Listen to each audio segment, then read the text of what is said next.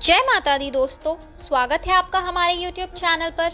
आज मैं आपको इस वीडियो में सुनाऊंगी कार्तिक मास में सुनी जाने वाली एक और कहानी। तो आइए करते हैं कहानी को प्रारंभ। एक नगर में एक ब्राह्मण और ब्राह्मणी रहते थे। वे रोजाना 7 कोस दूर गंगा यमुना स्नान करने जाते थे। इतनी दूर आने जाने से ब्राह्मणी थक जाती थी। तब ब्राह्मणी कहती कि हमारे एक बेटा होता तो कितना अच्छा रहता। बेटे के बहू आती तो हमें घर वापस जाने पर खाना बना हुआ मिलता और बहू घर का काम भी कर देती। ब्राह्मणी की बात सुनकर ब्राह्मण ने कहा कि तूने बात तो सही कही है, चल मैं तेरे लिए बहू ला ही देता हूँ। ब्राह्मण ने कहा कि एक पोटली में आटा डालकर कुछ मोहरे रख दे। ब्राह्मण के कहे अनुसार ब्राह्मणी ने पोटली बांधकर दे दी। पोटली लेकर ब्राह्मण चला गया। ब्राह्मण अभी कुछ दूर गया ही था कि उसे यमुना के किनारे बहुत ही सुंदर लड़कियां दिखाई दी। वे रेत में घर बनाकर खेल रही थी। उनमें से एक लड़की ने कहा कि मैं अपना घर नहीं बिगाड़ूंगी, मुझे तो रहने के लिए ये घर ही चाहिए। लड़की की बात सुनकर ब्राह्मण मन ही मन सोचने लगा कि बहू बनाने के लिए यही लड़की सही रहेगी। जब वह लड़की जाने लगी तो ब्राह्मण भी उसके पीछे पीछे उसके घर तक चला गया। वहां जाकर ब्राह्मण ने कहा, बेटी अभी कार्तिक मास चल रहा है, इसलिए मैं किसी के घर खाना नहीं खाता। मैं आटा लेकर आया हूँ, तुम अपनी माँ से पूछो कि क्या वह मेरे लिए आटा छानकर 4 रोटी बना देगी। यदि वह मेरा आटा छानकर रोटी बनाएगी तो ही मैं रोटी खाऊंगा। लड़की ने जाकर अपनी माँ से सारी बात कह दी। माँ ने कहा, ठीक है, जाकर बाबा से कह दे कि वह अपना आटा दे दे, मैं रोटी बना दूंगी। जब वह आटा छानने लगी तो आटे में से मोहरे निकली। वह सोचने लगी कि जिसके आटे में इतनी मोहरे हैं उसके घर में कितनी मोहरे होंगी। जब ब्राह्मण खाना खाने बैठा तो लड़की की माँ ने कहा, बाबा आप अपनी लड़की की सगाई करने जा रहे हो। तब ब्राह्मण ने कहा कि मेरा बेटा तो काशी में पढ़ने गया हुआ है, लेकिन यदि तुम कहो तो खांड कटोरे से विवाह करके तेरी बेटी को अपने साथ ले जाऊं। लड़की की माँ ने कहा, ठीक है बाबा, और खांड कटोरे से शादी करके बेटी को ब्राह्मण के साथ भेज दिया। ब्राह्मण ने घर आकर कहा, रामू की माँ दरवाजा खोल कर देख, मैं तेरे लिए बहू लेकर आया हूँ। ब्राह्मणी बोली, दुनिया ताने मारती थी, अब आप भी मारने लगे। हमारे तो 7 जन्म तक कोई बेटा बेटी नहीं है, तो बहू कहाँ से आएगी। ब्राह्मण ने कहा कि तू दरवाजा खोल कर तो देख। जब ब्राह्मणी ने दरवाजा खोला तो सामने बहू को खड़ी देखा। उसने बहू का स्वागत किया और आदर सत्कार से अंदर ले गई। अब ब्राह्मण और ब्राह्मणी स्नान करने जाते तो बहू घर का सारा काम करके और खाना बनाकर रखती। वह उनके कपड़े धोती और रात को पैर भी दबाती। इस तरह काफी समय बीत गया। ब्राह्मण ने अपनी बहू से कहा कि बहू कभी भी चूल्हे की आग मत बुझने देना और मटके का पानी खत्म मत होने देना। एक दिन चूल्हे की आग बुझ गई। तब बहू भागी भागी अपनी पड़ोसन के पास गई और कहा कि मेरे चूल्हे की आग बुझ गई है, मुझे थोड़ी आग चाहिए। मेरे सास ससुर सुबह 4 बजे से गए हुए हैं, वह थके हारे आएंगे, इसलिए मुझे उनके लिए खाना बनाना है। तब पड़ोसन ने कहा कि तू तो बावली है, तुझे यह दोनों मिलकर पागल बना रहे हैं, इनके कोई बेटा बेटी नहीं है। बहू ने कहा, नहीं ऐसा मत बोलो, इनका बेटा तो बनारस काशी में पढ़ने गया हुआ है।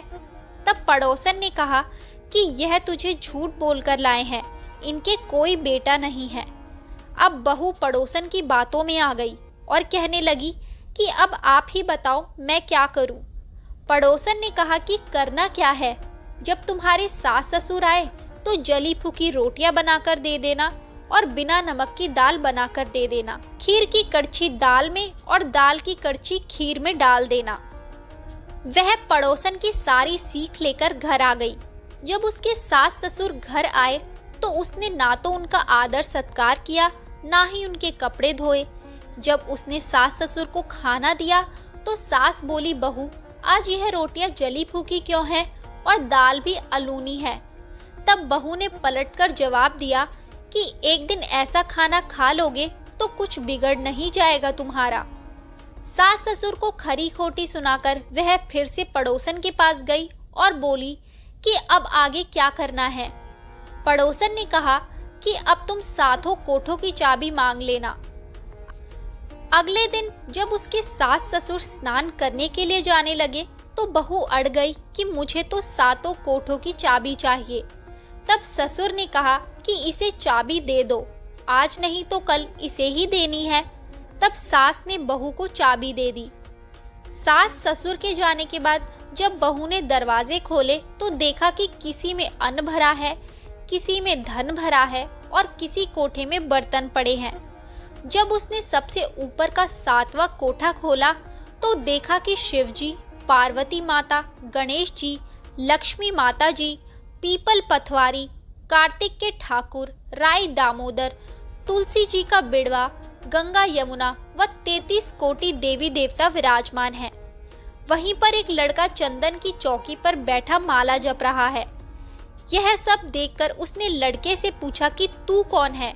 तब लड़का बोला कि मैं तेरा पति हूँ, अभी दरवाजा बंद कर दे, जब मेरे माता पिता आएंगे तब दरवाजा खोलना।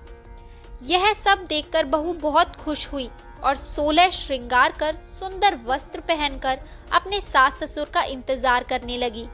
उसने अपने सास ससुर के लिए अच्छे अच्छे पकवान बनाए। जब उसके सास ससुर घर पर आए तो उसने उनका आदर सत्कार किया और प्रेम पूर्वक खाना खिलाया और पैर दबाने लगी। पैर दबाते दबाते बहू ने कहा कि माँ, आप इतनी दूर गंगा यमुना स्नान करने के लिए जाती हो तो आप थक जाती हो, इसलिए आप घर पर ही स्नान क्यों नहीं करती हो। यह सुन सास कहने लगी कि बेटी, गंगा यमुना घर पर तो नहीं बहती है। तब उसने कहा, हाँ माँ जी, बहती है, चलो मैं आपको दिखाती हूँ।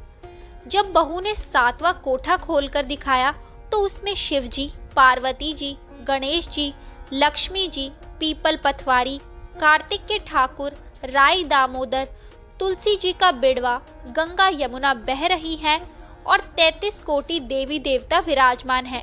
वहीं चौकी पर बैठा एक लड़का माला जप रहा है। माँ ने कहा कि बेटा तू कौन है। लड़का बोला, माँ मैं तेरा बेटा हूँ। तब ब्राह्मणी ने पूछा कि तू कहाँ से आया है। लड़के ने जवाब दिया कि मुझे कार्तिक देवता ने भेजा है। बुढ़िया ने कहा कि बेटा यह दुनिया कैसे मानेगी कि तू मेरा बेटा है। बुढ़िया ने कुछ विद्वान पंडितों से मदद मांगी। पंडितों ने कहा कि इस पार बहू बेटा खड़े हो जाए और उस पार बुढ़िया खड़ी हो जाए। बुढ़िया ने चमड़े की अंगिया पहनी हो और छाती में से दूध की धार निकलकर बेटे की दाढ़ी मूछ भीगे और पवन पानी से गठजोड़ा बंधे, तब माने कि यह बुढ़िया का बेटा ही है। उसने ऐसा ही किया। चमड़े की अंगिया फट गई और छाती में से दूध की धार निकलकर बेटे की दाढ़ी मूछ भीग गई। पवन पानी से बहू बेटे का गठजोड़ बंध गया। यह सब देखकर ब्राह्मण और ब्राह्मणी की खुशी का ठिकाना ना रहा। तो दोस्तों, ये थी कार्तिक मास की एक और कहानी। आगे की और कहानियां सुनने के लिए हमारे चैनल को सब्सक्राइब कीजिए और शेयर करना ना भूलें।